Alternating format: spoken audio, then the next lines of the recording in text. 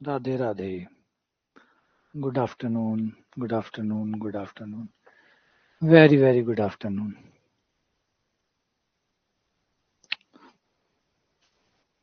Radhe Radhe.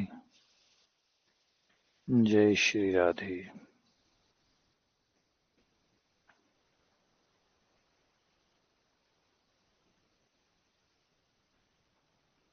Radhe Radhe. Radhe Radhe. Welcome back. आप सभी का स्वागत है आज की क्लास नंबर 4 में. चौथी क्लास में आप सभी का स्वागत है.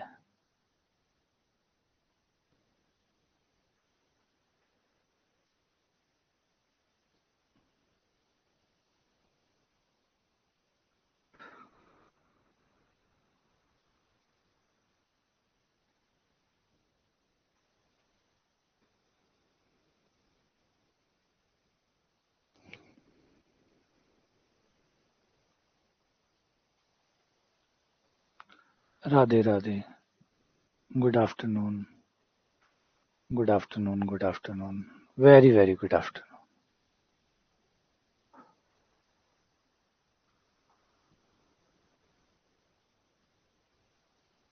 आ जाओ. आ ही जाओ.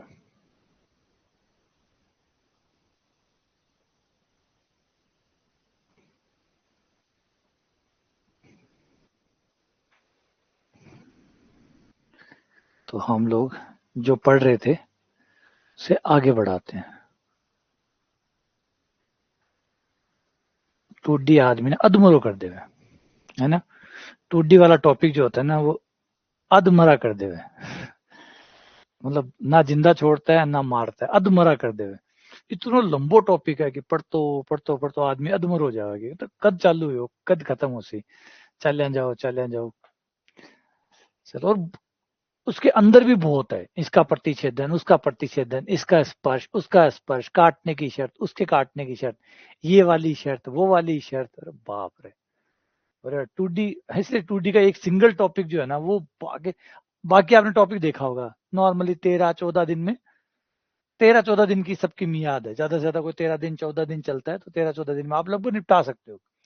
ये एक टॉपिक है जिसको आपको 1 महीने बाद भी हाथाजोड़ी करनी पड़े है ना. 1 महीने बाद भी थाना हाथ जोड़ना पड़े भाई बस अब तो एक राशि हूँ. अब की बार अब तो एक राशि हूँ बाकी देख और तो इतना है. और लास्ट टाइम याद होगा लास्ट टाइम मैंने 200 क्वेश्चन किए थे. 200 क्वेश्चन करने के बाद भी रहता है यार अभी और बाकी है और करवाते तो और अच्छा होता हो. 200 के बाद भी और करवाते तो और अच्छा था. तो ये वो टॉपिक है जिसका कोई अंत ही नहीं. करते जाओ. चलो आ जाओ आगे बढ़ते हैं थ्योरी में. अब ये कह रहा है हाँ वही इसको स्पर्श कर रहा है वो उसको काट रहा है वो उसकी शर्त कर रहा है वो स्पर्श कर रहा है. आम आम में चलता रहो. अब देखो दोबारा काटने लग गया. वो कितनी बार काट गयो. कोई काटना को भी कोई अंत हुआ है. कितनी बार काट गयो है ना. कितनी बार काटेगा. मतलब शुरू कब किया था बंदे ने. शुरू किया था 2 रेखाएं काट रही है. फिर 2 रेखाएं युग्मों को काट रही है. फिर वर्तों को काट रही है. वर्त निकायों को काट रही है. परवलय को काट रही है. अब दिग्वर्त को काट रही है. फिर अभी अति परवलय और बाकी है अब उसको काटेंगी. और सबकी अपनी अपनी शर्तें. स्पर्श रेखा का समीकरण कुछ सैकड़ों भात का तो स्पर्श रेखा का समीकरण है. परवलय का समीकरण परवलय की स्पर्श रेखा का समीकरण बिंदु रूप में ढाल रूप में प्राचालिक रूप में. फिर व्रत की स्पर्श रेखा का समीकरण इस रूप में इस रूप में इस रूप में. फिर दिग्वर्त की स्पर्श रेखा का समीकरण इस रूप में इस रूप में इस रूप में. अभी अति परवलय हो आएगा उसकी स्पर्श रेखा का समीकरण वो भी इस रूप में इस रूप में इस रूप में.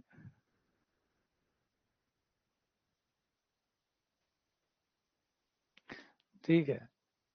अब ये जो टॉपिक है ये बड़ा होता है. अब बड़ा होने की वजह से क्या डर लगता है. डर ये लगता है कि भाई देखो टॉपिक तो बड़ा है और सवाल भी आराम से अगर मान लो कि पेपर वाले के दिमाग घूम गया और टॉपिक बड़ा है एकदम न्याय है कोई दिक्कत नहीं है. अगर बंदा 7 सवाल भी पूछता है ना इससे 7 सवाल भी तो भी कोई दिक्कत नहीं है. इतने टॉपिक हैं कि आराम से आप बिना रिपीट करे एक एक सवाल आप पूछ सकते हैं. एक बिंदु से पूछ सकते हैं आप. ठीक है एक बिंदु से आ गया. एक मान लीजिए बिंदु बिंदु पर तो आप एक भी मान लेते हैं तो वहां से एक सवाल हो गया. एक सवाल हो जाता है आपका सरल रेखा से. एक हो जाता है रेखा युग्म से. ठीक है एक हो जाता है व्रत से. एक होता है व्रत निकाय से. एक हो जाता है परवलय से. एक हो जाता है दिग्वर्त से. एक अति परवलय से. 8 सवाल तो आप यूं के यूं बिना किसी को रिपीट किए 8 सवाल तो पेपर में डाल ही सकते हो कि कोई दूसरा रिपीट ही नहीं हुआ, सिंगल टू सिंगल टाइम चले 8 सवाल तो आराम से बनते हैं। तो सोचो कितना बड़ा टॉपिक है। चलो रोना बंद करके शुरू करते हैं। तो एक रेखा एक दीर्घवृत्त को अगर प्रतिच्छेद करती है तो हमें कैसे पता चलेगा कि प्रतिच्छेद करती है। मान लो ये हमारी रेखा है y बराबर एम एक्स प्लस सी, और ये हमारा दीर्घवृत्त है एक्स स्क्वायर बटा A square plus Y square बटा बी स्क्वायर बराबर 1। तो आपको ये करना है कि इस समीकरण और इन दोनों समीकरण को सॉल्व कर लो और प्रतिच्छेद बिंदुओं की संख्या निकाल लो। प्रतिच्छेद बिंदुओं की संख्या निकाल लो। अब प्रतिच्छेद बिंदुओं की संख्या कितनी आती है उससे तय हो जाएगा कि ये रेखा इस दीर्घवृत्त के लिए क्या है। अगर दो बिंदु हैं, अगर प्रतिच्छेद बिंदु की दो आते हैं, दो अलग अलग बिंदु आते हैं, दो अलग अलग प्रतिच्छेद बिंदु आते हैं तो फिर स्पर्श करती है, काटती है। एक आता है तो स्पर्श करती है और कोई नहीं आता तो न काटता है न स्पर्श करता है। 1 2 और 0। अगर एक आता है तो स्पर्श करती है, दो आते हैं, दो अलग अलग बिंदु आते हैं, इसका मतलब ये रेखा काटती है, मतलब छेदक रेखा है। 0 आते हैं तो न स्पर्श न काटती है बल्कि दूर से जाती है।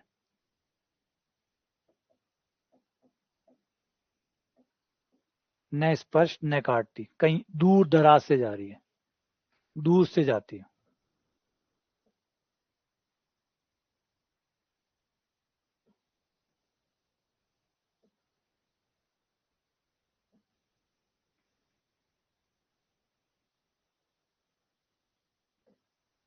ये देखो ऐसे हो सकती है, ये जा रही है, देखो काटती हुई। जब काटती हुई जाएगी तो दो बिंदु आएंगे, दो कॉमन बिंदु आएंगे। अगर काटेगी तो दो बिंदु आएंगे, स्पर्श करेगी तो एक बिंदु आएगा, और दूर से जाएगी तो कोई कॉमन बिंदु नहीं आएगा, एकदम अलग थलग। तो इस तरीके से आप पता कर सकते हैं कि ये कौन सी स्थिति में है, काटने वाली में है, टच करने वाली में है, या फिर दूर से जाने वाली में। अच्छा, एक तो हो गया ये तरीका। एक और तरीका भी है, एक और भी है, इस शर्त से आप चेक कर सकते हैं।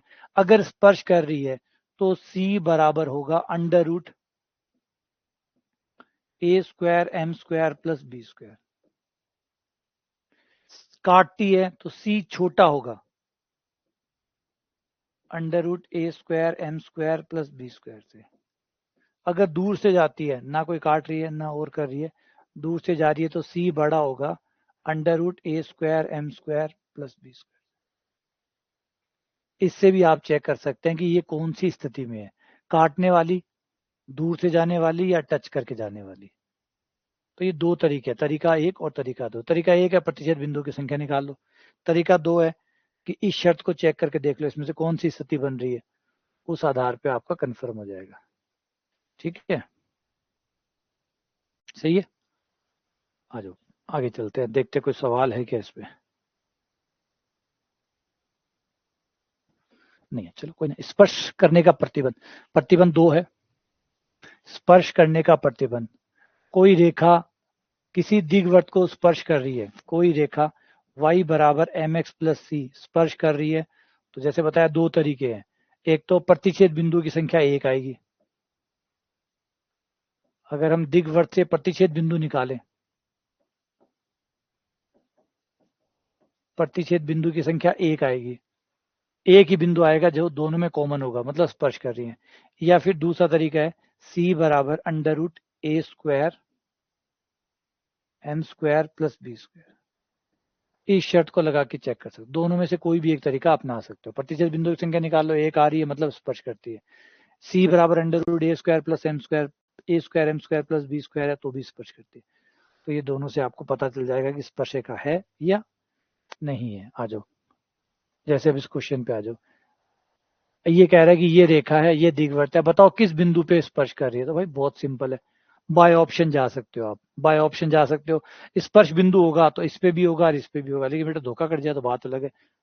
लेकिन धोखा कर कौन सका है, क्वेश्चन स्पर्श करना कोई है, भाई काटने वाला क्वेश्चन हो तो बी में भी तो आएगा ना, काटने वाले में दो बिंदु होते हैं, कॉमन तो होते ही हैं, दोनों पे होते हैं, लेकिन सवाल स्पर्श करने का, इसका मतलब स्पर्श तो करेगी, और स्पर्श करेगी तो एक ही बिंदु आएगा, तो बस तब तो ठीक है, तब तो चल जाएगा। वरना तो क्या, अगर ये होता कि एक रेखा है, ये काट रही है, ये स्पर्श कर रही है, आप बताओ कि इनमें से कॉमन बिंदु कौन सा है, तो फिर दो बिंदु हो सकते थे, तो दिक्कत आ जाती। लेकिन यहाँ तो स्पर्श करने वाला तो एक ही बिंदु होगा, और वो एक होगा तो वो दोनों पे होगा, दोनों पे होगा। चेक कर लो ऐसा कौन सा बिंदु है जो दोनों को संतुष्ट करता है, तो बाय ऑप्शन जा सकते हो, है ना, बाय ऑप्शन जा सकते हो। और वैसे निकालना चाहो तो वैसे निकाल सकते हो,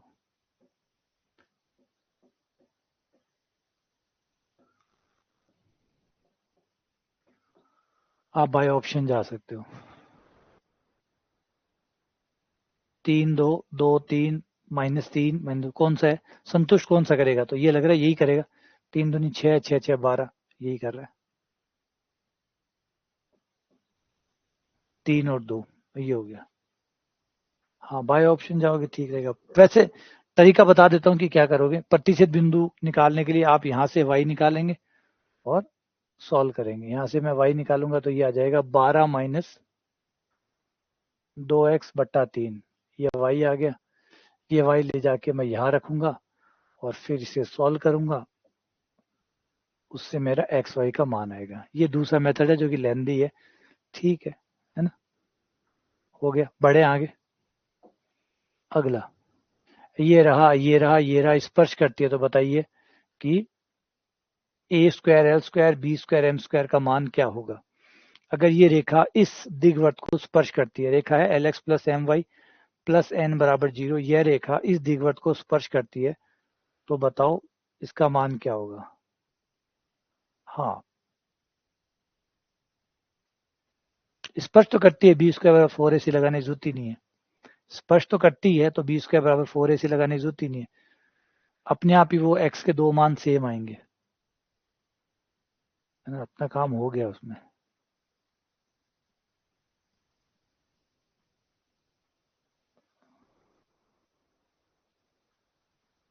स्पर्श करने की शर्त क्या होती है, सी स्क्वायर, सी बराबर या सी स्क्वायर बराबर। स्पर्श करने की शर्त होती है सी स्क्वायर बराबर A square M square plus B square. अब जाओ और सवाल में से एम सी ए बी के मान लेके आओ। ए का मान ए है, बी का मान बी है, जहां ए होना चाहिए वहां ए है, बी होना चाहिए वहां बी है।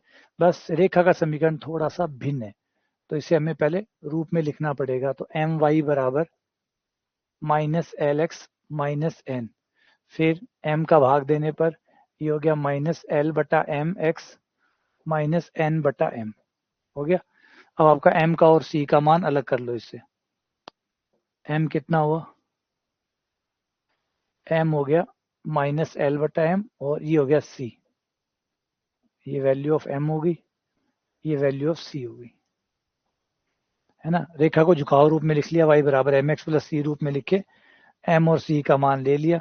अब लाके यहाँ रख दो, c का मान है माइनस एल बटा एम माइनस एन बटा एम,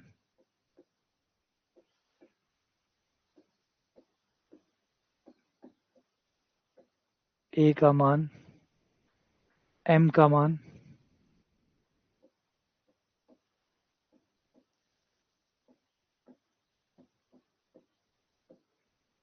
पूरे सवाल को एम स्क्वायर से गुणा कर दो।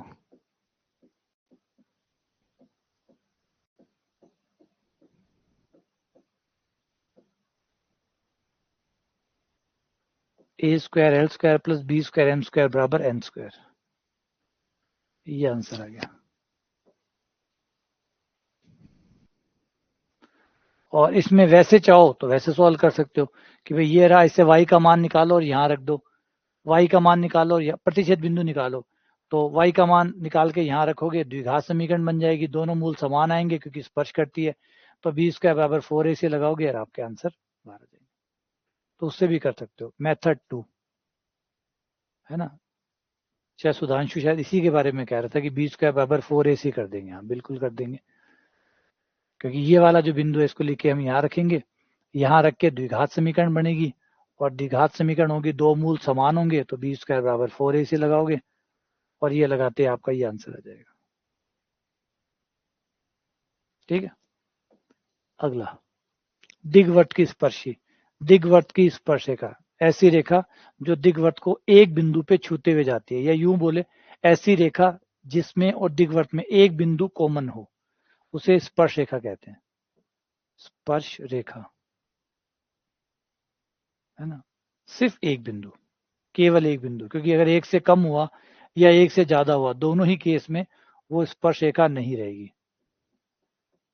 एक से ज्यादा हुआ तो प्रतिच्छेदी रेखा हो जाएगी, और एक से ज्यादा हुआ तो प्रतिच्छेदी रेखा हो जाएगी, एक हुआ तो स्पर्श रेखा हो जाएगी, एक भी ना हुआ तो फिर दूर से जाने वाली रेखा हो जाएगी। तो स्पर्श रेखा वह रेखा होती है। अच्छा, इसकी ढाल निकालनी हो तो यहाँ पे आप अवकलन का मदद ले सकते हैं। यहाँ आप अपने अवकलन की मदद ले सकते हैं। अगर ये बिंदु x1 y1 है और हमें स्पर्श रेखा की ढाल निकालनी है, कई बार जरूरत पड़ती है समीकरण निकालने में, एक्स स्क्वायर बटा ए स्क्वायर वाई स्क्वायर बटा बी स्क्वायर बराबर 1। हमें पता है कि अवकलन करने से ढाल आती है, अवकलन करने से ढाल आती है, और ढाल भी किसकी आती है, स्पर्श रेखा की। तो ये हो जाएगी 2x बटा ए स्क्वायर, 2y बटा बी स्क्वायर, खुद y का dy बाई डी एक्स, एक का 0, 2 का भाग दे दो और इसको इधर ले जाओ, मान dy बाई डी एक्स निकाल लो।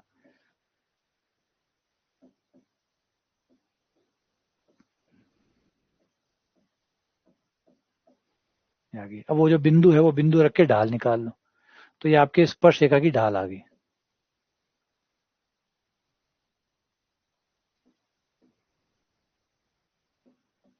और ढाल आने के बाद में समीकरण भी आ जाता है, क्योंकि अगर आपको ढाल पता है, ढाल यानी m पता है, तो स्पर्श रेखा का समीकरण हो जाएगा y minus Y one m x minus X one. ये वाला सूत्र लगाकर हम ढाल निकाल लेंगे, ढाल से स्पर्श रेखा का समीकरण निकाल लेंगे। वैसे और रूप भी है हमारे पास, चिंता ना करो, और रूप है हमारे पास, कई रूप है। स्पर्श रेखा का समीकरण के कई रूप है।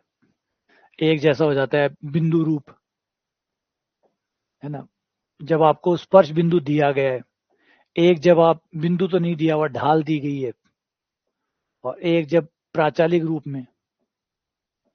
इस तरीके से तीन रूप तो पक्के ही हैं, ये तो पहले भी आए हुए हैं। बिंदु रूप में जब आपको स्पर्श बिंदु दिया गया हो, ढाल रूप में जब आपको ढाल पता हो, प्राचालिक रूप में जब आपको एक्स वाई का रूप पता हो। ठीक है, तो पहले बिंदु रूप में आ जाते हैं। अगर आपको बिंदु पता है तो आप स्पर्श रेखा का समीकरण निकाल सकते हैं। वो हो जाएगा, स्पर्श बिंदु x1 y1 है, स्पर्श बिंदु x1 y1 है,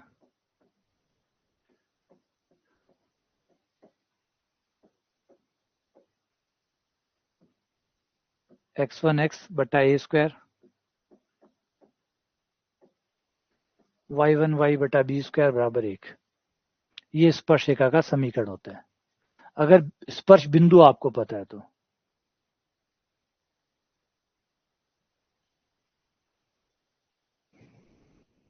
किस में, इसमें? अच्छा, ये बी स्क्वायर ऊपर जाएगा, वज्र गुणा होगी तो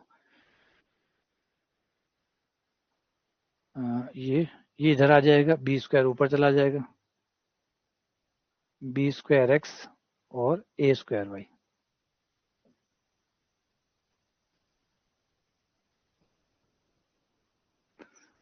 प्रवणता रूप में, प्रवणता रूप में ये होता है। अगर आपको ढाल पता है, स्पर्श रेखा की ढाल पता है, स्पर्श बिंदु पता है तो पहले वाला यूज लेना, और स्पर्श रेखा के बिंदु नहीं पता लेकिन ढाल पता है, तो भी आपके पास ये वाला लग जाएगा, y बराबर M X plus minus under root A square M square plus B square. प्राचालिक रूप में जब आपको स्पर्श बिंदु के प्राचालिक निर्देशांक पता है, ए कॉस थीटा और बी साइन थीटा पता है स्पर्श बिंदु के, तो भी आप निकाल सकते हैं कॉस थीटा एक्स बटा ए sine theta Y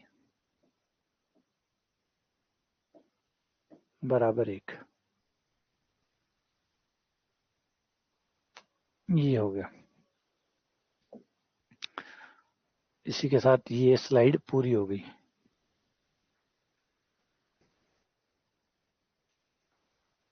to D geometry की 6 स्लाइड्स पूरी हो गई हैं।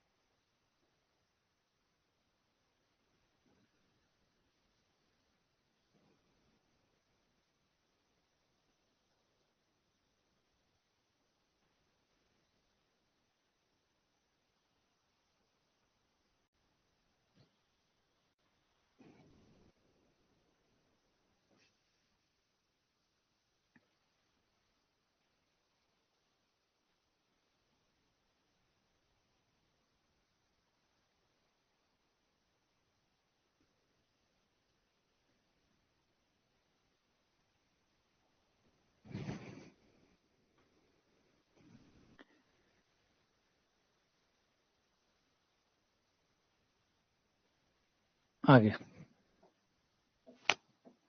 सवाल करते हैं, ध्यान से सुनना भी समझना भी।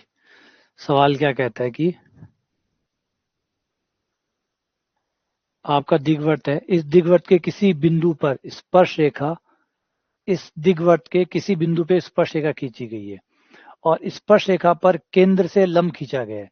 तो वो जो लंब खींचा गया है, जो लंब का पाद बिंदु है, लंब का जो पाद बिंदु है, उसका निर्देश, उसका बिंदु पथ बताइए, उसका बिंदु पथ क्या होगा, है ना, उसका बिंदु पथ क्या होगा।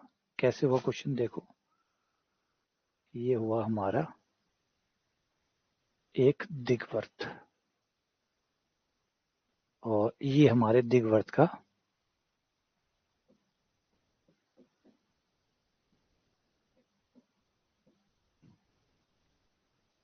किसी बिंदु पे स्पर्श रेखा खींची गई है, ये होगी। अब इस स्पर्श रेखा पर मूल बिंदु से लंब डाला गया है।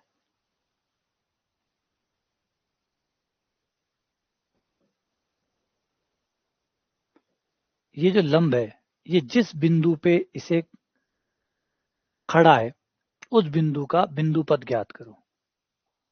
ठीक है, तो इसका समीकरण ये हो जाएगा y बराबर एम एक्स, स्पर्श रेखा का समीकरण y बराबर M X plus minus under root, ढाल रूप में स्पर्श रेखा का समीकरण मान लिया कि ये समीकरण है, y बराबर M X plus minus under root A square M square plus B square, ये हमने समीकरण मान लिया। अब ये दोनों लंबवत है, ये दोनों लंबवत है, इसकी ढाल m है तो इसकी ढाल हो गई -1/m। ठीक है, OP जो है वो आपके स्पर्श रेखा के लंब है, OP स्पर्श रेखा AB के लंब है, और जब दो रेखाएं लंबवत होती है तो दोनों की ढाल का गुणनफल -1 होता है, तो इसकी ढाल m है तो इसकी ढाल -1/m होगी। अब इसका समीकरण निकाल लेते हैं। अगर ये बिंदु 0 0 है, ठीक है, और इसका बिंदु पथ निकालना है तो इसे xy मान लेते हैं, ये xy हो गया। तो समीकरण, अब ढाल ऐसे भी निकाल सकते हैं, y माइनस 0 बट्टा x माइनस 0, है ना, y2 minus y1 x2 minus x1, और ढाल बराबर है -1/m। यहाँ से पलट दो, m का मान आ जाएगा और माइनस को उधर भेज दो, m का मान आ गया -x/y, m का मान -x/y। ये m का मान हम ले जाके समीकरण में रख देते हैं, यहाँ पे इस समीकरण में, इस समीकरण में रखने पर y बराबर m की जगह -x/y into x plus minus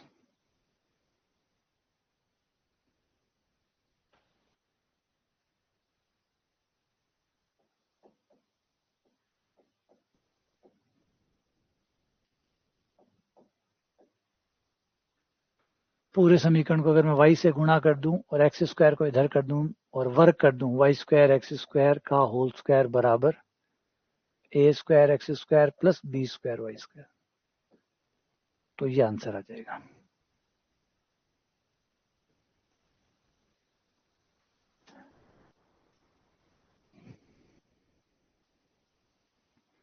सही है।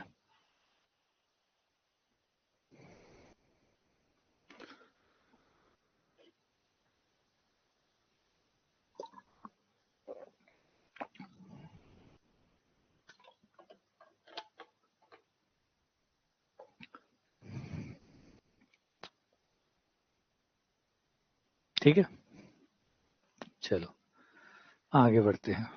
अगला सवाल, ये जो है ये रेखा इसको स्पर्श करती है, इस दीर्घवृत्त को स्पर्श करती है, तो बताओ के का मान क्या होगा? के का मान बताइए। ये स्पर्श रेखा इस दीर्घवृत्त को स्पर्श करती है, तो के का मान बताइए।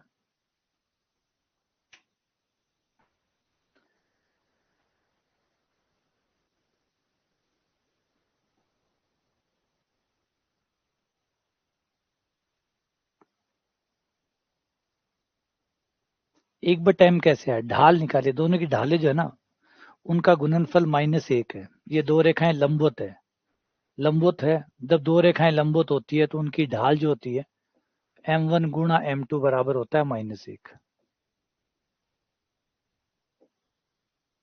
तो अगर इसकी ढाल m है, जो कि है ये रही m, इसकी ढाल m है तो इसकी ढाल हो जाएगी -1/m।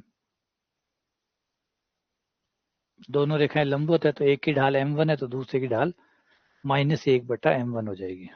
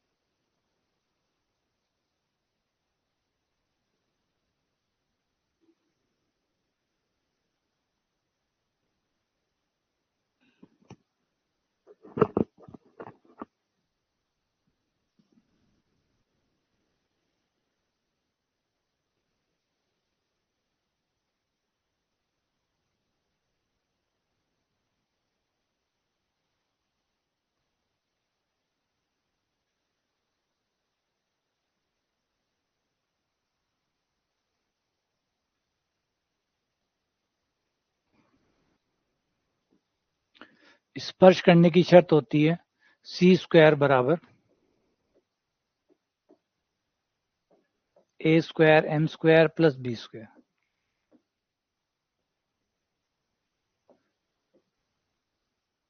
c² बराबर a² m² प्लस b²।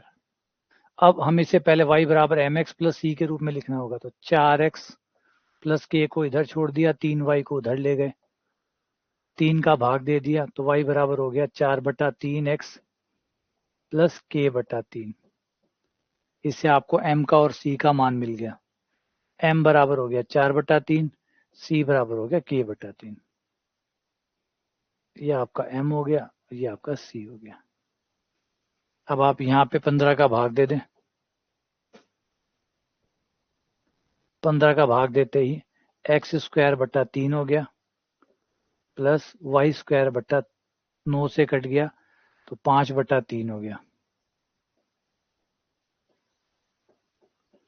बराबर 1।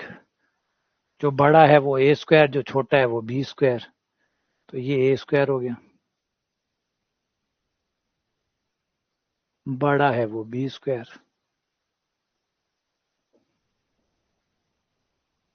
छोटा हो गया बड़ा हो गया।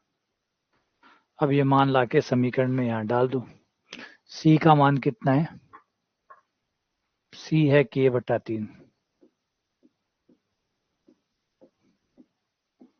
a² बराबर 3, m है 4/3 जो कि 16/9 हो गया प्लस b² हमारा है 5/3। तो ये हो गया k²/9 बराबर, यहाँ पे लघुत्तम 3 आ गया, 16 प्लस 5, 3 × 9, के स्क्वायर हो गया 3 गुणा 21, तो के बराबर 3√7, और 3√7 इनमें से कोई है नहीं, तो फिलहाल नन ऑफ दीज हो गया।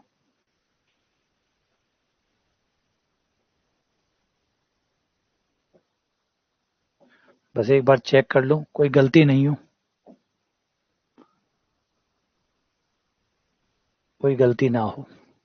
तो हमने क्या किया, y बराबर mx प्लस सी के रूप में रेखा को लिख लिया, दिग्वर्त को एक्स स्क्वायर बटा A square plus Y square बटा बी स्क्वायर बराबर 1 के रूप में लिख लिया, ए स्क्वायर बी स्क्वायर का मान निकाल लिया, एम और सी का मान निकाल लिया, और स्पर्श करने की जो शर्त है उसमें मान डाल दिए, और ऐसा करने पर हमें हमारे उत्तर प्राप्त हो गए। अगला सवाल, दिग्वर्त का अभिलंब।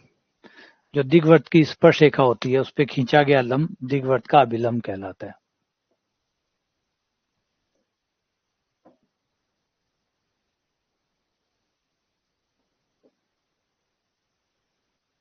दिग्वर्त के किसी बिंदु पे अगर हम स्पर्श रेखा खींचे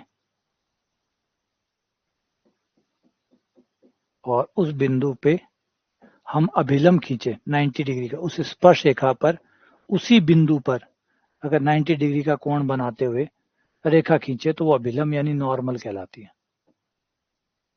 और दिग्वर्त के ऊपर स्थित प्रत्येक बिंदु से केवल और केवल एक अभिलंब खींचा जा सकता है, एक ही स्पर्श रेखा और एक ही अभिलंब,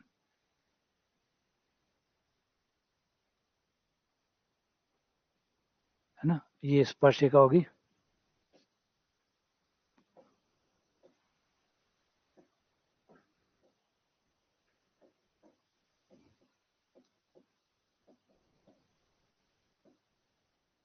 स्पर्श रेखा का समीकरण, अभिलंब का समीकरण। अब अभिलंब का समीकरण के भी कई रूप है, बिंदु रूप, प्रवणता रूप, प्राचालिक रूप, है ना। तीनों अलग अलग रूप है। बस आप ये कर सकते हैं, स्पर्श रेखा की ढाल निकाल कर और अभिलंब की ढाल निकालनी हो तो m1 गुणा m2 बराबर -1 करके स्पर्श रेखा की ढाल से अभिलंब की ढाल निकाल सकते हैं। आप लोगों को याद होगा पिछले भी हमने किया था, स्पर्श रेखा की ढाल आई थी हमारी, किसी बिंदु पर स्पर्श रेखा की ढाल थी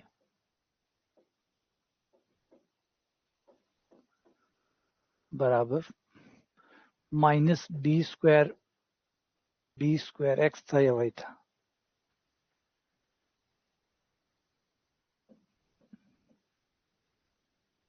अच्छा इसमें तो था ही नहीं यार,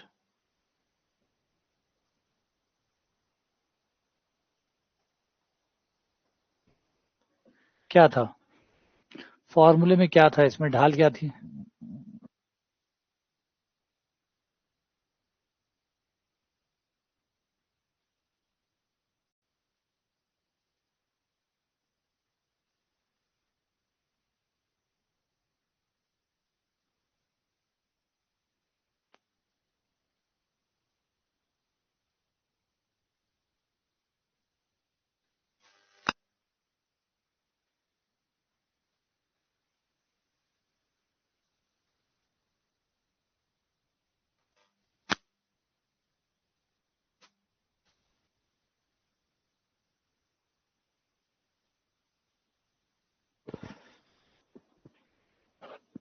एक्स एक्स माइनस (x)b², तो b²x बटा a²y। तो अभिलंब की ढाल क्या हो जाती है, उल्टा करके माइनस से गुणा कर दो,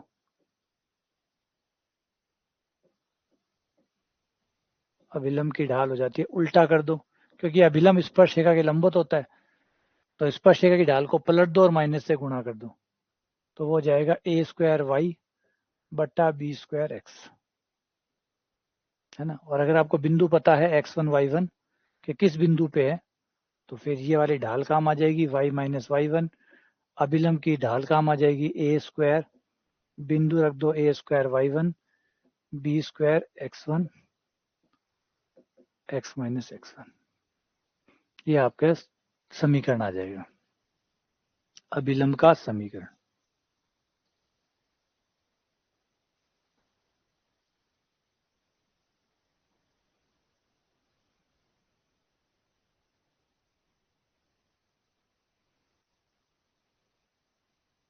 और हल करने पर ये आता है ए स्क्वायर एक्स बटा x1 बी स्क्वायर वाई बटा y1 बराबर A square minus B square. ये समीकरण आता है ए स्क्वायर एक्स बटा x1 minus B square Y बटा y1 ए स्क्वायर माइनस बी स्क्वायर, और एक होता है ढाल रूप में।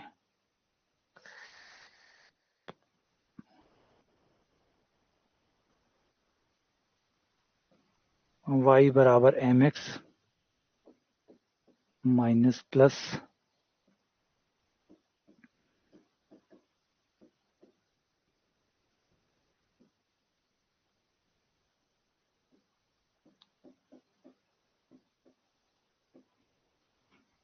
ये हो गया ढाल रूप में अभिलंब का समीकरण।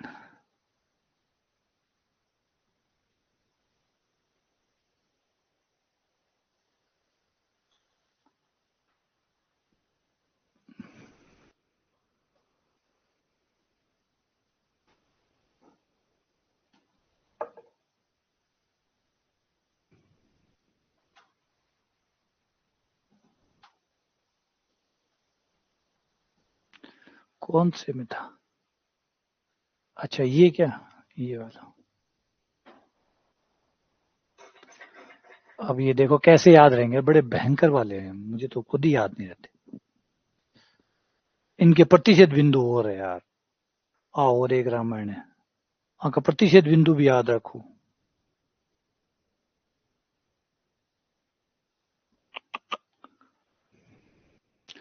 है ना, इनके प्रतिशत बिंदु याद रखो। ठीक है, कौन याद करा, अब तो याद रक्षा। एक प्राचालिक रूप में और ए एक्स सेक थीटा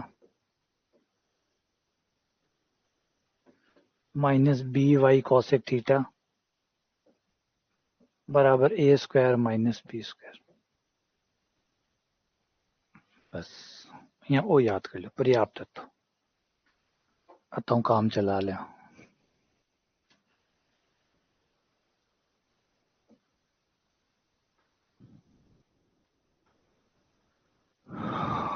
यह रेखा इसकी अभिलंब है,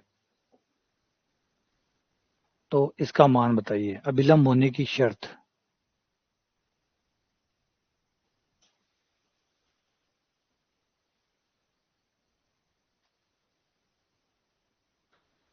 हाँ और देखो, अभिलंब होने की शर्त,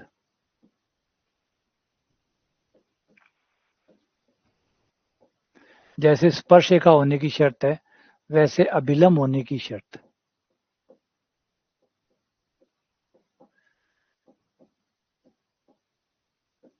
सी बराबर सी स्क्वायर बराबर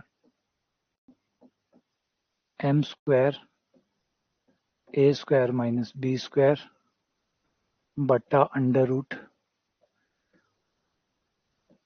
A square B square M square. ये होती है कोई रेखा अभिलंब है, कोई रेखा अभिलंब है तो उसके होने की शर्त। एम स्क्वायर ब्रैकेट ए स्क्वायर माइनस बी स्क्वायर का होल स्क्वायर, नीचे ए स्क्वायर ब्रैकेट अंडर रूट।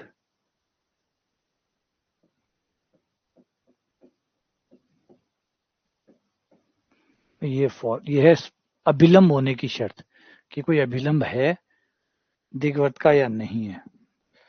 तो भाई है तो इम्पोर्टेंट, देखो बात तो इम्पोर्टेंट है।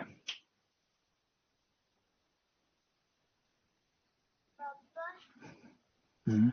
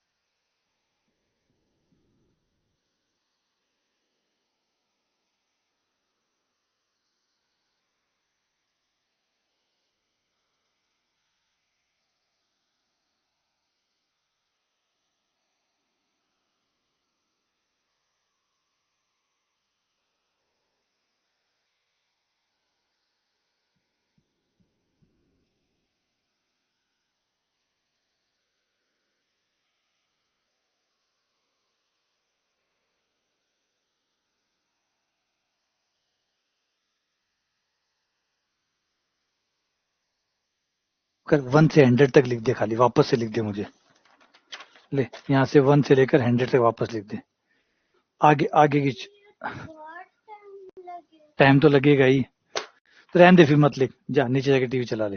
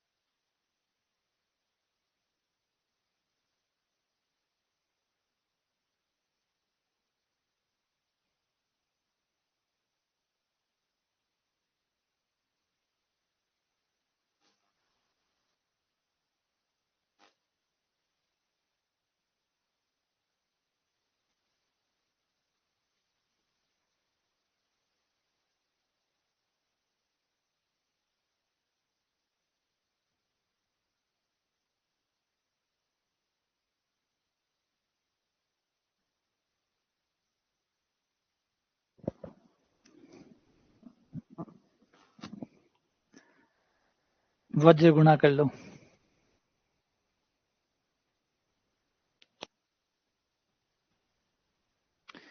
यार अब बात है कि इतना बड़ा बड़ा सवाल, फिर इतना सूत्र याद रखो।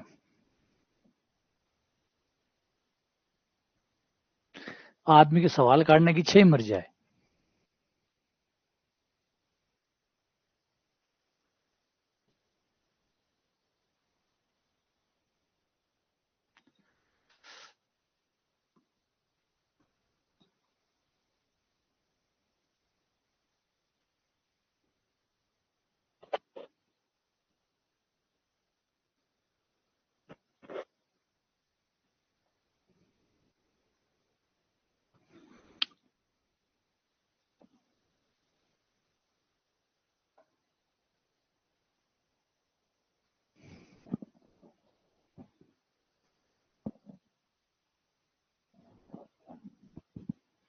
हाँ वो ड्राइंग बना रहा है अभी, वो ड्राइंग में लगा हुआ है।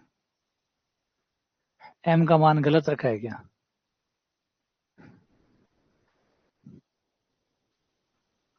ठीक तो रखा है एम का मान। अच्छा यहाँ गलत रखा है।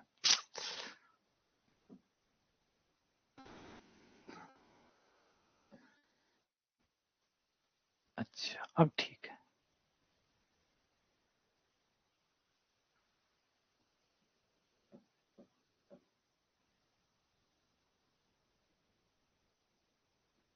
अब एम स्क्वायर को इधर ले आओ, इनको इधर ले आओ, तो तुम दोनों इधर आ जाओ। एल स्क्वायर तुम इधर आ जाओ, एन स्क्वायर तुम उधर चले जाओ। तो ये जाएगा M square A square B square L square बटा एम स्क्वायर एल स्क्वायर और A square minus B square का होल स्क्वायर बटा एन स्क्वायर। अब यहाँ अलग अलग करेंगे तो ए स्क्वायर बटा एल स्क्वायर और बी स्क्वायर बटा एम स्क्वायर हो जाएगा, जो कि ये आ गया। बी आपका आंसर आ गया। ठीक है ना, तो ये भी याद रखना कि अभिलंब के भी, अभिलंब होने की शर्त कि सही में वो रेखा अभिलंब है या नहीं है, उसकी शर्त उसमें मान रख दो।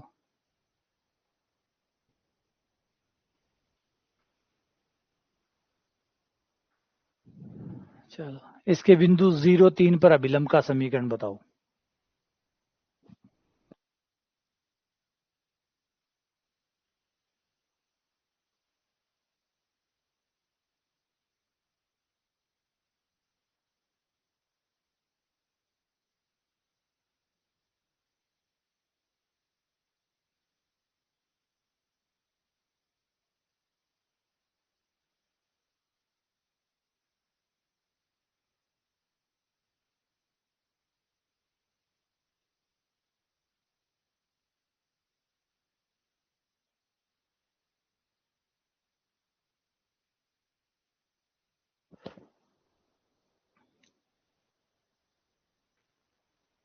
बिंदु आपको दिया ही है।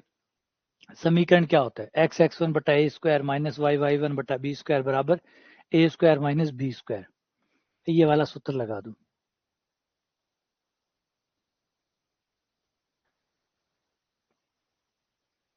ये रहा, ए स्क्वायर एक्स बटा X one minus B square Y बटा वाई वन बराबर A square minus B square. ये अभिलंब का समीकरण एक्स वन वाई वन दिए हैं, वो रख दो, ए बी का मान रख दो, ये हो जाएगा।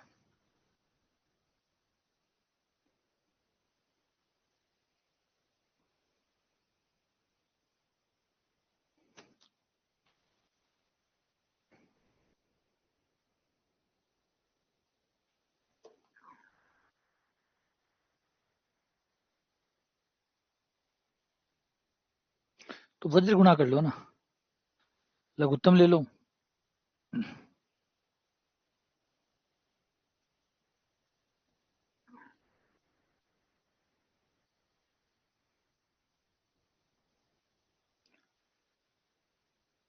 जो अभिलंब का समीकरण है ना, उसका लघुत्तम ले लो, लघुत्तम रख लेके फिर मान रख दो, फिर वो दिक्कत नहीं आएगी।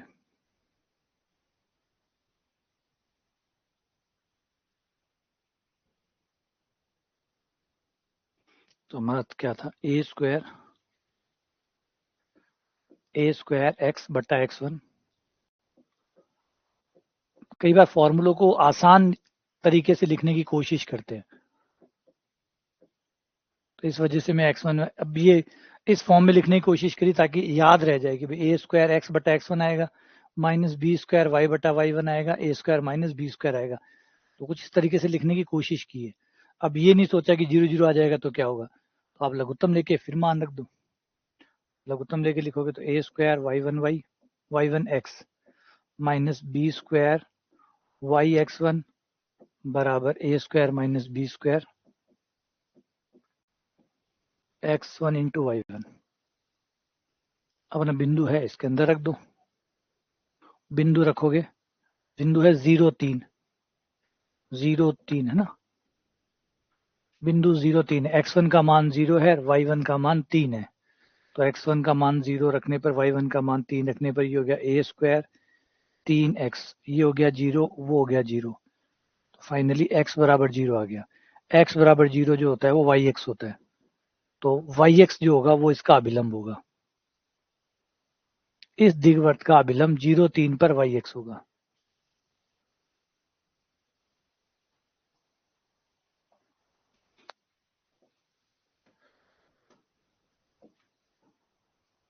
स्पर्शी रेखा युग्म, स्पर्शी रेखा युग्म किसी दीर्घवृत्त में बाह्य बिंदु से खींची गई दो रेखाएं, दो स्पर्श रेखाओं का संयुक्त समीकरण स्पर्शी रेखा युग्म कहलाता है। अगर बाहर स्थित किसी बिंदु से इस पर दो स्पर्श रेखाएं खींचे, P से मान लो PT और P से PR, ये हमारा स्पर्शी युग्म हो गया।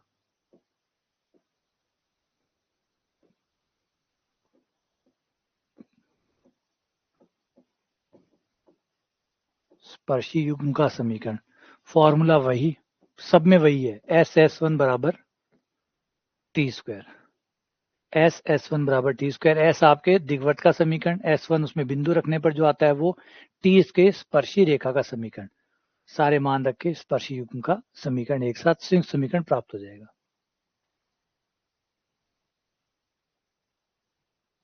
हाँ, ये कुछ चीजें तो कॉमन है, ये बढ़िया चीज है, कुछ कॉमन है। चलो इस पे आते हैं, इस पे देखते हैं। स्पर्श रेखा युग्म का एक साथ समीकरण निकाल लें। तो पहले 5 का भाग दे दो इसमें, 5 का भाग देते ही हो गया 3x स्क्वायर बटा 5 प्लस 2y स्क्वायर बटा 5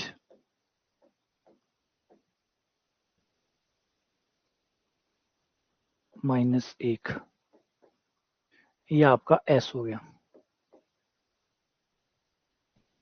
अब S1 हो जाएगा, बिंदु रख दो, बिंदु रखने पर S1 आ जाएगा। x की जगह 1, y की जगह 2, x की जगह 1 रखने पर 3 बटा 5, 2 रखने पर 8/5 माइनस 1, 8 3 11, ये 6/5 आ गया। ये S1 हो गया।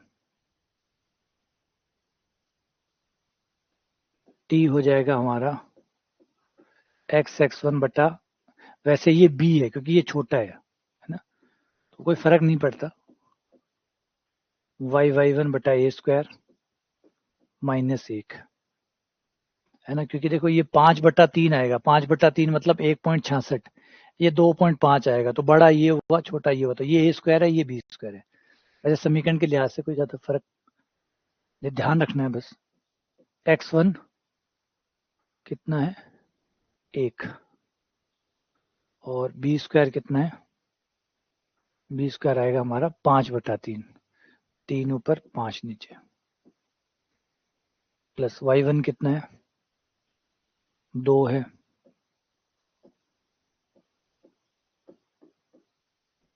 ये t हो गया। अब स्पर्श युग्म का समीकरण S1 बराबर t², 3x² बटा 5,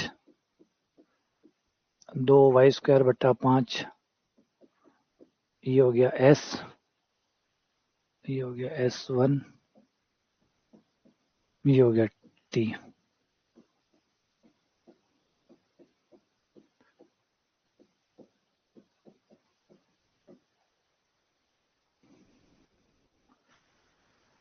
अब इसे सॉल्व करो, जो कि हिम्मत नहीं है।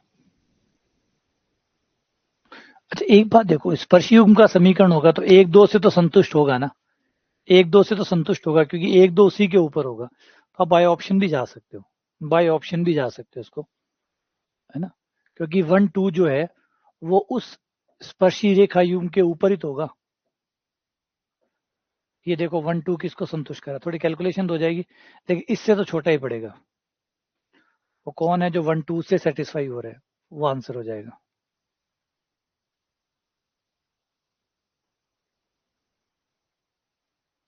पिछली बार बताया था ना, पिछली बार बेसिक था, फर्स्ट टाइम जब कर रहे थे ना तो बेसिक कर रहे थे, हर बार बेसिक करेंगे तो फिर दिक्कत खड़ी हो जाएगी ना। पिछली बार जो करवाया था वो बेसिक था, और आप फाउंडेशन वाले देखेंगे तो उससे भी ज्यादा बेसिक है, फाउंडेशन वाले में उससे भी नीचे का स्तर है। हाँ देख लेना, कोई गलती हो तो ठीक कर लेना। फर्स्ट टाइम जो फाउंडेशन वाले हैं उसमें तो एकदम बेसिक है, फिर जो लास्ट टाइम कराया था उसमें भी एक मिड रेंज रखी थी, ऐसे नहीं रखी कुछ ज्यादा टफ रखेंगे वो रखेंगे, वो नहीं रखे थे। इस बार थोड़ा सा लेवल ज्यादा रख लिया कि भाई तीनों मिला के जब पढ़ोगे तो आपका एकदम एडवांस लेवल तक सारा कवर हो जाएगा, फिर आरपीएससी आपको सरप्राइज नहीं कर पाएगी, फिर आरपीएससी आपको परेशान नहीं कर पाएगी।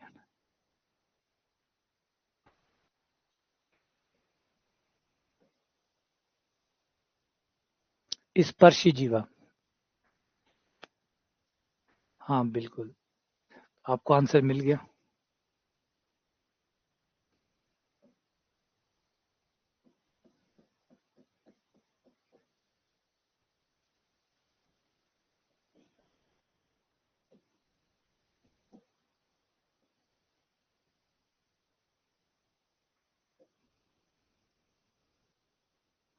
ये होगी स्पर्शी युग्म, स्पर्श युग्म जहां स्पर्श करते हैं उनको मिलाने से जो जीवा बनती है वो स्पर्शी जीवा होगी।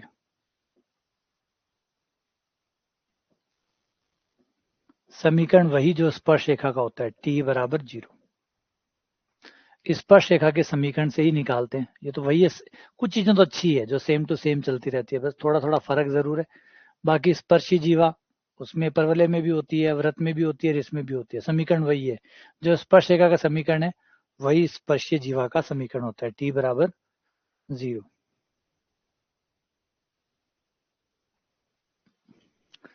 क्वेश्चन नंबर 129 क्या कहता है, क्वेश्चन कह रहा है tan θ1 tan θ2 दोनों का गुणनफल -a² बटा b² है, और ये दीर्घवृत्त है, इसके बिंदुओं पर θ1 और θ2 से जोड़ने वाली जीवा निम्न पर समकोण जीवा निम्न पर समकोण अंतरित करती है। कहाँ समकोण अंतरित करती है? नाभि पर, केंद्र पर, दीर्घ अक्ष पर, या फिर इनमें से कोई नहीं?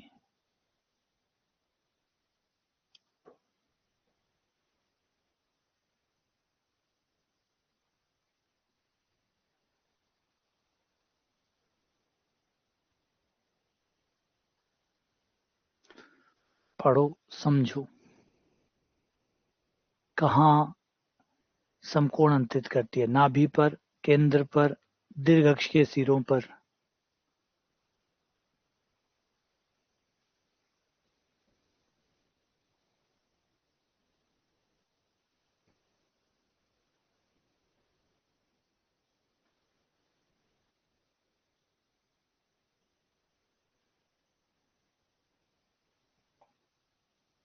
चलो आ जाओ, कोई नहीं।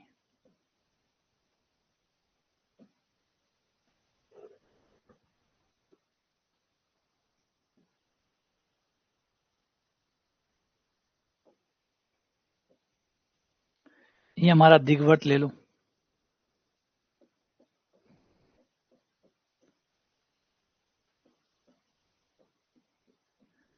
दिग्वट पे दो बिंदु हैं, एक थीटा कोण पर है, एक थीटा 2 कोण पर है। थीटा 1 कोण पर, थीटा 2 कोण पर। तो ये मान लेते हैं यहाँ पे बिंदु P है जो थीटा 1 कोण पर है। एक दूसरा बिंदु Q है जो थीटा 2 कोण पर है। एक थीटा 1 पे है, थीटा 2 पे है। तो इसके निर्देशांक हो गए A cos थीटा 1 और B sin थीटा 1। ऐसे इसके निर्देशांक हो गए, ये थीटा 2 कोण बना रहा है, तो निर्देशांक हो गए A cos theta 2 comma B sin theta 2। ये मूल बिंदु है तो 0 0 हो गए। अब हम OP की ढाल निकाल लें और उसको नाम दे दे M1। OP की ढाल ढाल होती है y2 माइनस y1 बटा x2 माइनस x1। तो B sin theta minus 0, B sin theta 1 minus 0 बटा A cos थीटा 1 माइनस 0। ये हो गया B बटा A tan थीटा 1। ये आ गई OP की ढाल, इसको नाम दे दें अगर M1।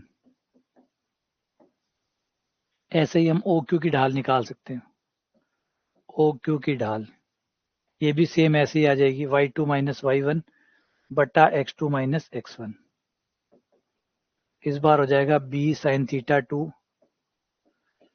माइनस 0 बटा A cos थीटा 2 माइनस 0, जो कि आ जाएगा B बटा A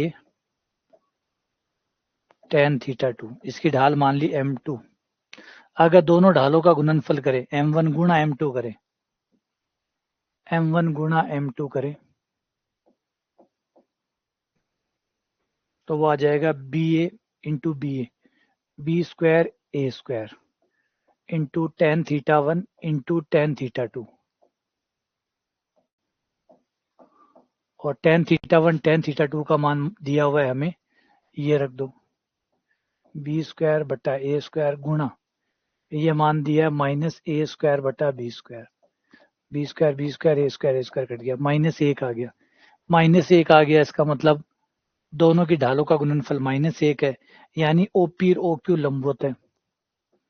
OP लंब है OQ के, और अगर OP OQ के लंबवत है, इसका मतलब P और Q को O बिंदु से मिलाने पर, O जो है वो केंद्र है, तो केंद्र से मिलाने पर ये रेखाएं लंबवत होगी या समकोण बनाएगी। तो ये दोनों बिंदु कहाँ समकोण बनाएंगे? केंद्र पर।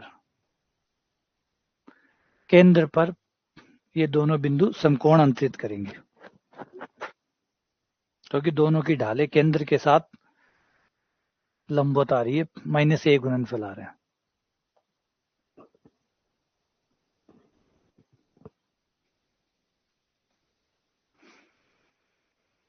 ठीक है,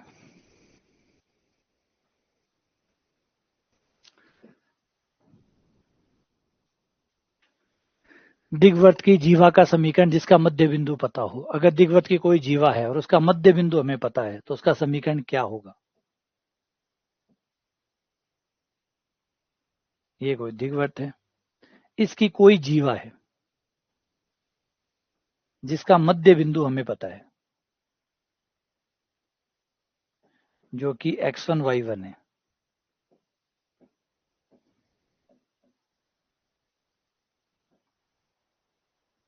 इस जीवा का मध्य बिंदु x1 y1 है, तो इसका समीकरण क्या होगा? इसका समीकरण क्या होगा?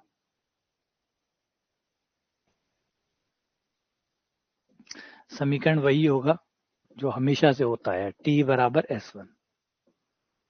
t बराबर s1, t आपके स्पर्शरेखा का समीकरण, जो कि x1 बटा a स्क्वायर प्लस y1 बटा b स्क्वायर माइनस 1। s1 समीकरण में मान रखने पर जो आता है वो x1 का स्क्वायर बटा a स्क्वायर y1 का स्क्वायर बटा b स्क्वायर माइनस 1। ये हो जाएगा उस जीवा का समीकरण जिसका मध्य बिंदु x1 y1 है।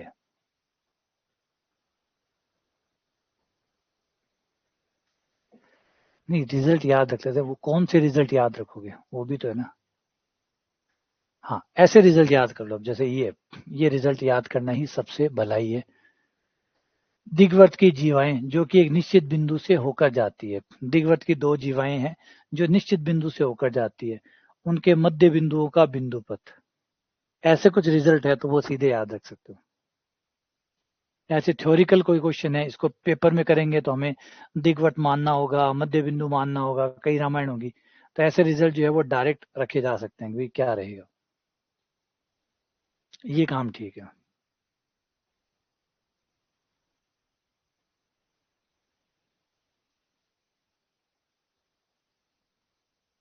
अब इसको अगर हम व्युत्पन्न करते हैं तो ये लंबा जाता है।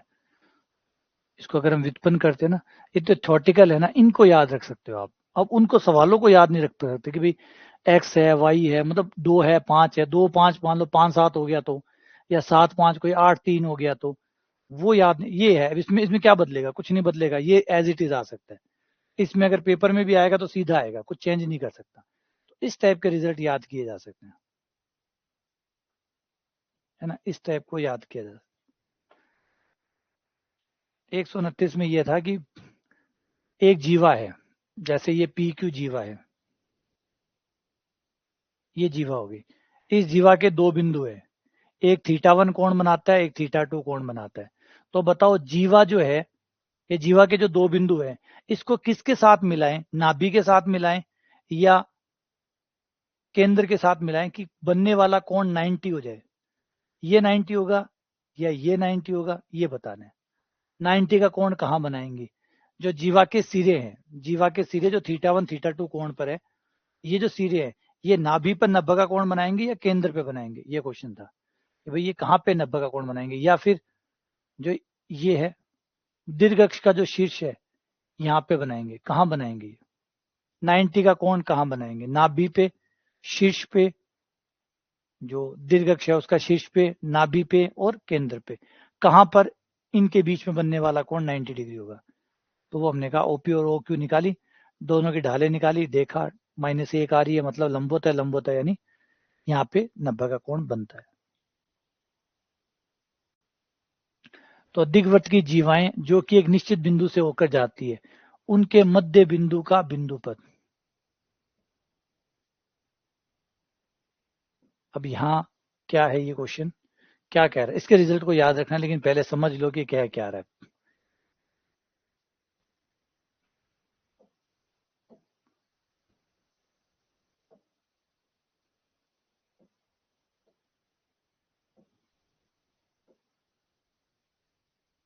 इसमें कह रहा है कि एक स्थिर बिंदु ले लो, एक फिक्स पॉइंट ले लो कहीं भी, मान लो ये पॉइंट ले लिया। अब इस पॉइंट से जीवा खींचो, इस पॉइंट से होते हुए जीवा खींचो, तो ये जीवा खींची, और इस जीवा का मध्य बिंदु ले लो, जहां भी है इसका मध्य बिंदु ले लो, इसका मध्य बिंदु माना ये है, ठीक है। फिर दोबारा यही प्रोसेस दोबारा दोहराओ, दोबारा एक जीवा खींचो, इस पॉइंट से होते हुए जानी चाहिए, फिर इसका मध्य बिंदु ले लो, फिर ऐसे ही जीवाएं खींचते रहो, हर जीवा इस ग्रीन पॉइंट से जानी चाहिए, और उस जीवा का मध्य बिंदु लेते जाओ और बताओ ये जो मध्य बिंदु है इसका बिंदु पथ क्या होगा, इसका बिंदु पथ क्या होगा। तो दिग्वृत्त के अंदर एक बिंदु है, उस बिंदु से गुजरने वाली सारी जीवाएं खींचकर उन सब जीवाओं का जो मध्य बिंदु है उसका बिंदु पथ क्या बनेगा। तो जवाब है दिग्वृत्त बनेगा, वो दिग्वृत्त ही बनाएगा। ठीक है, अभी एक और पथ आएगा वो भी याद कर लेना, टाइम बचेगा, व्युत्पन्न नहीं किया जा सकता, बहुत लंबा है, एज ए रिजल्ट याद रख लो। नियामक व्रत, नियामक व्रत, नियामक व्रत पहले भी आ चुका है। डायरेक्टर सर्कल, ऐसा बिंदु है ना, अगर आपका कोई बिंदु है, दिग्वृत्त के बाहर कोई बिंदु है, उससे दो स्पर्शरेखाएं खींची जाती है और दोनों स्पर्शरेखाएं एक दूसरे के प्रति लंबवत हो, यानी बीच का कोण 90 डिग्री हो, तो वो जो बिंदु है उस बिंदु का बिंदु पथ नियामक व्रत कहलाता है।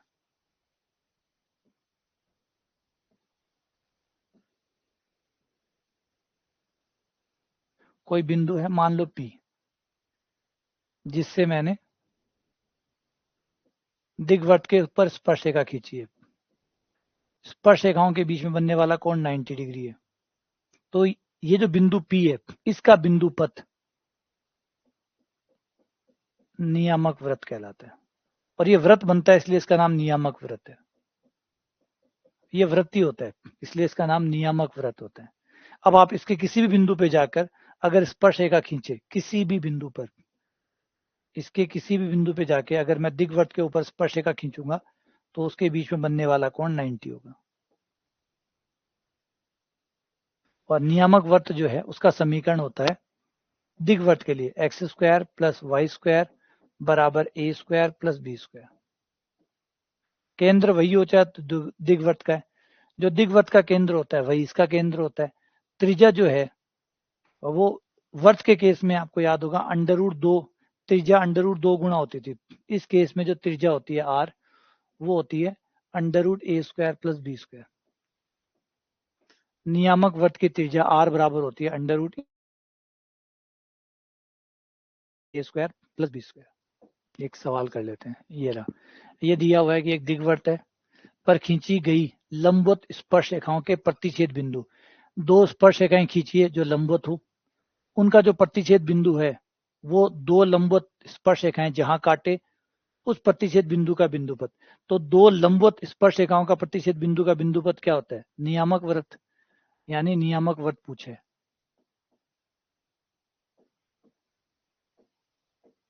है ना।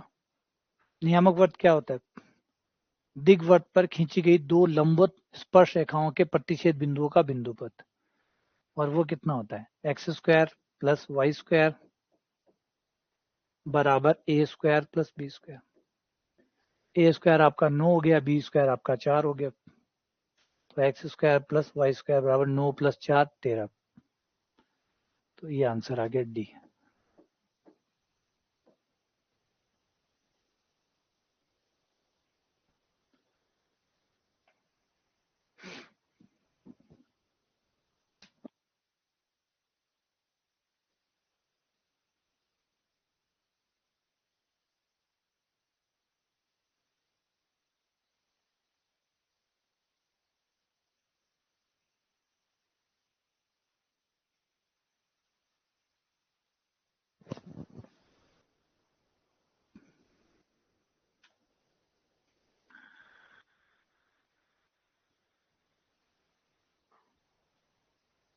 तो प्रतिच्छेद बिंदु बनते जाएंगे, तो ये भी कौन सा एक कह रहा है कि प्रतिच्छेद बिंदु दो स्पर्श रेखाओं जो 90 का कोण बनाती है उनके जितने प्रतिच्छेद बिंदु है वो सारे निकाल लो और बिंदु पथ देख लो, तो वो बिंदु पथ नियामक व्रत हो गया। ये रिकॉर्डिंग आपके पास ही है, आराम से लिखना है। अभिलंबों की संख्या, परवलय में अधिकतम अभिलंब याद होगा आप लोगों को, अधिकतम अभिलंब जो थे वो 3 थे किसी भी बाह्य बिंदु से। देखिए ऊपर है तब तो एक ही अभिलंब होगा, वो तो चाहे परवलय हो चाहे वृत्त हो चाहे दिग्वृत्त हो, किसी केस में चेंज नहीं होता। अगर ऊपर है, अगर ऊपर है बिंदु तो एक ही अभिलंब होगा, लेकिन अगर बिंदु बाहर है और फिर आप उस बिंदु से अभिलंब खींचते हैं तो आप 4 अभिलंब खींच सकते हैं मैक्सिमम। इसका मतलब नहीं 4 ही खींचे जाएंगे, maximum 4, minimum 1, maximum 4, minimum 1, maximum 4, 4 अभिलंब खींचे जा सकते हैं। अधिकतम अभिलंब की संख्या होगी 4। किसी एक बिंदु से दीर्घवृत्त के ऊपर 4 अभिलंब, अधिकतम 4 अभिलंब खींचे जा सकते हैं, अधिकतम 4 अभिलंब खींचे जा सकते हैं। न्यूनतम एक तो पक्का ही है, एक तो डेफिनेटली डन है, और अधिकतम 4। और सह अभिलंब क्या होता है? सह अभिलंब जहां 2 अभिलंब मिलते हैं उसे सह अभिलंब बिंदु कहते हैं। ये तो वही परिभाषा है, एस बी एस। चलो पहले थ्योरी देख लें, क्यों और बाकी है कि अभी है भाई थ्योरी पे जाए, बेजाई थ्योरी है, व्यास भी हो रही होगी, ठीक है, बाद में भी क्यों है ये।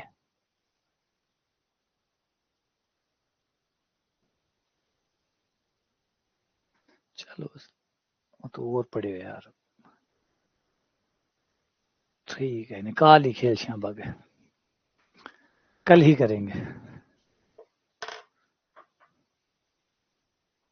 ठीक है, कल खत्म करेंगे, कल दिग्वर्त खत्म होगा।